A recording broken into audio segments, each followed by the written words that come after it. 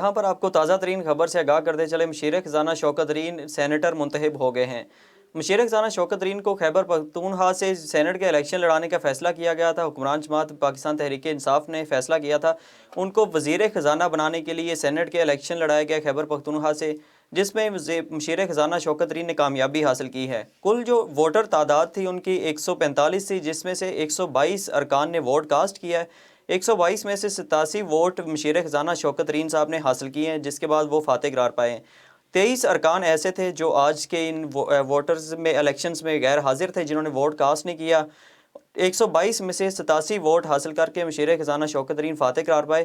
یہ election Saint کے ہوئے جس کے میں مشیر خزانہ شوکت ترین فاتح قرار پائے ہیں۔ تازہ ترین خبر سے آپ کو آگاہ کر رہے ہیں، مشیر خزانہ شوکت ترین سینیٹر منتخب ہو گئے ہیں۔ خیبر پختونخوا سے یہ الیکشن کانٹیسٹ کیا تھا انہوں نے، جس کے بعد وہ فاتح قرار پائے۔ 122 ووٹ کاسٹ کیے گئے، 122 میں سے 87 ووٹ حاصل کر کے وہ فاتح قرار پائے۔ 23 ارکان ایسے تھے جنہوں نے آج کے ان الیکشنز میں ووٹ کاسٹ نہیں کیا۔ 145 کل ووٹرز کی تعداد تھی، جن میں سے 122 ارکان نے ووٹ کاسٹ کیا ہے۔ اس کے علاوہ شوکت ترین صاحب کو مشیر خزانہ کا عہدہ دیا گیا تھا کچھ عرصہ پہلے۔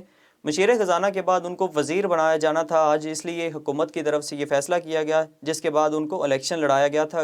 سینٹ کے الیکشنز میں انہوں نے حصہ لیا، جس میں وہ 145 میں سے 122 ارکان کے کاسٹ کیے گئے ووٹس میں سے 87 ووٹس حاصل کر کے فاتح قرار پائے ہیں۔ یہ تھی A1 ٹی وی کی تازہ ترین خبر۔